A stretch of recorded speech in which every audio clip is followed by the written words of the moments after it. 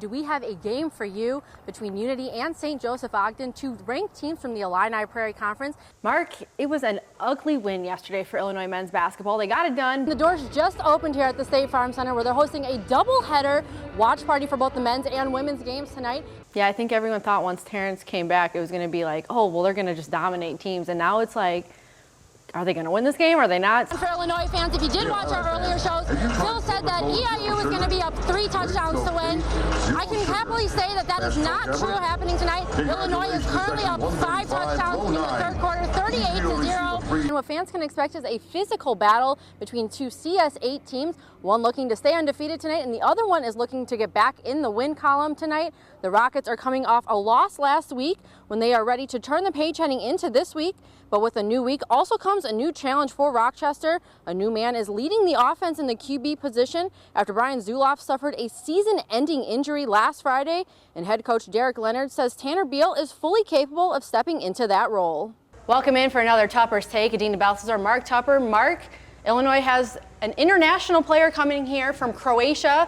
Brad and Orlando went over there, got him to come. What's his name, Adeena? I'm calling him Big T. I'll let you handle the actual pronunciation. But how is this going to kind of help with recruiting, knowing that they can get kids from international countries to come here? It was a little bit of an early morning wake-up call, but the drive kind of was worth it. We made it here just in time to see Illinois with their warm-up. Illinois fans were also there. They made the trek out here, and so they got to see them warm up before they face Morehead State tomorrow afternoon in the round of 64. See what Mr. Underwood has in the cards on Saturday when the Illini are taking on an upset-hungry Duquesne team. The Illini are 2-1 against the Dukes overall. Illinois has cracked the AP Top 25 after their win over Central Michigan and starting the season 3-0. The Illini enter Week 4 at number 24 in the country for the first time since 2022. The Orange and Blue have outscored their opponents 98-26 in the first 3 games, with the defense also forcing 9 turnovers. And while they may be 3-0, they enter every week with a 1-0 mentality. And up in Clinton, the Maroons outscoring their opponents 92-7 in the first 2 weeks. And can they keep the trend going against Tremont? First quarter, the Maroons are off to a hot start. Christian Hibbert with the handoff. He's going to shake off some tackles and a couple stiff arms for he's brought down just around the 50-yard line. And that would help lead to a Keaton Graves finding Colton Walker downfield. He's going to break free from defenders and cut back inside. He's finding the end zone. Clinton up 7-0 early on. The Maroons inside the red zone again. Hibbert goes up the middle. He's going to muscle his way in for the touchdowns as Clinton rolls on to win 49-8. Getting to the Diamond of Super Sectional matchup in the 1A bracket, St. Anthony and Auburn. First inning Trojans defense showing up. The bunt is popped up. Addie Jones catches it and fires it over to first to double him up. And Auburn is pumped up early. Bottom of the inning, bats alive for the Trojans, already up 1-0. When Addison Wheatley takes it to left field, it's off the glove to the wall, and the runner easily scores. And we're jumping to the 4th inning now. Trojans up 7-0. Kibler sends it deep to right center. It's gone. The 2-run homer, and the Bulldogs are not going down without a fight. But Auburn would just be too much today. An overthrown ball allows for the run to come in, as the Trojans are heading to Peoria for the first time in program history, winning 12-2. 2A bracket, Meridian hosting Shelbyville. The Rams are up 3 early on. Kenzie Jones with a nice step through the defenders and gets the floater to drop. Shelbyville would start on a 5-0 run. The Rams were on a little roll early. Millie Clark from beyond the arc, and she's going to sink it to put her team up 11-2. In the quarter coming to an end, Hawks off a turnover. Shelby Refno to the hoop, and she gets the layup for Meridian's first basket of the game. But they would make it interesting late as Shelbyville would hold on to win 54-52. And out in Monticello, it was the Sages hosting Sangamon Valley. Monticello with the perimeter work. Allie Wiedner from beyond the arc, nothing but net. And the Sages are out to a 14-3 lead, and they force a timeout from Sangamon Valley. And out of the timeout, it's Maya Hyatt with the ball. She's going to drive to the net, going up strong, count the basket and one for the 3-point play.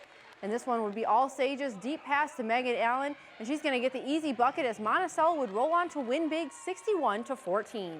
Pat, thanks for joining us. First off, you're fit. I think the only gray suit I've seen here today. Just kind of walk me through. What are you wearing out here? I got on a nice gray Calvin Klein suit with some Stacey Adams shoes, Audemars Piguet watch, brown belt. Nothing too crazy, something slight. Yeah, you got the little bow tie going too for style? I've never really been a tie guy. I've always rocked the bow tie. I got a skinny neck, so I feel like the regular tie be a little too much. Yeah, and we heard you when you were coming up here, you guys were just playing the college football game that just came out. How'd that go for you? Didn't go too good, sadly. It didn't go too good. I played against the Northwestern player 14-7, but they cheated me. They only put 2 minutes on the clock. Okay. I need more than 2 minutes to work with. That's my offense. I run a 2-minute offense. There you go. There you go. Now talk to me. You're going to have a bigger role now with losing 2 wide receivers last year.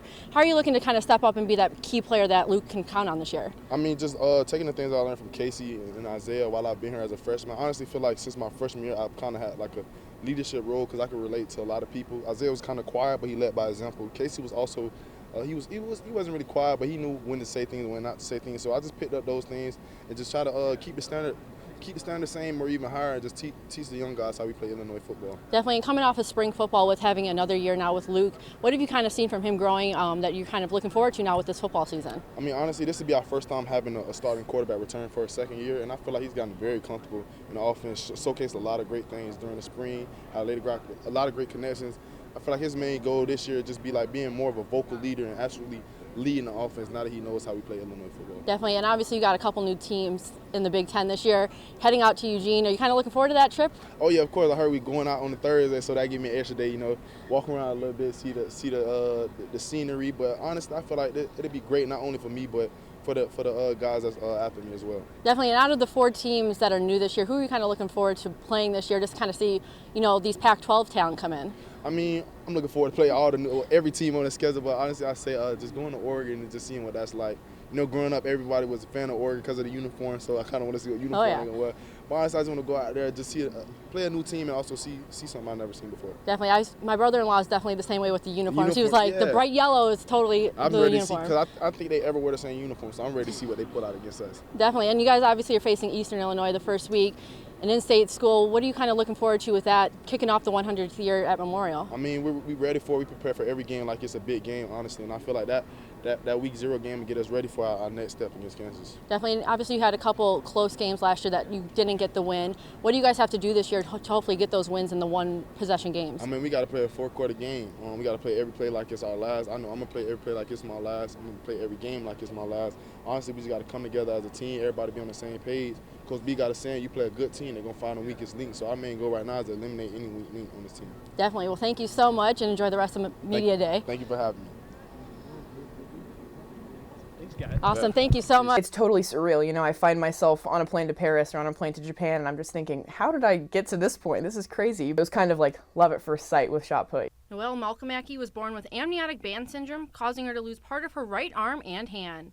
But that didn't slow her down, competing in track and field when she attended St. Teresa High School. I knew for sure that I didn't want to be a runner, so I started the throwing events, and I'm really glad that I tried those because I think from that moment I felt like I found the sport that my body was built for, and that has made all the difference. It's a big advantage to be strong and, taller, especially for women, and to find something that seems to fit with who I am so well. After high school, Noelle went on to compete at the collegiate level at DePaul University, where she got the opportunity to compete for the United States of America.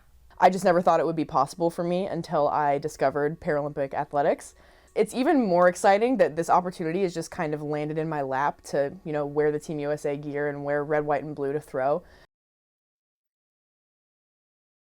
As well as just having the opportunity to continue doing the sport I love, even past the collegiate level, it's such an honor, and I really appreciate having every opportunity to keep competing. Now her focus is on the Paralympics in Paris this summer.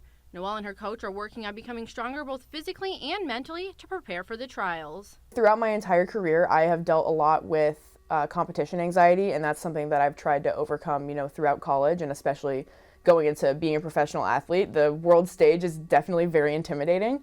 So a big focus for us over this summer is working with a sports psychologist and doing a lot of journaling and visualization exercises to build up my ability to stay calm in a meet day situation. Noelle says being able to represent the United States and show kids even if you're from a small town, you can still make dreams happen with hard work. I was fortunate enough that with my disability, I was able to throw with other kids for my entire life, and I was able to throw against able-bodied athletes up into college.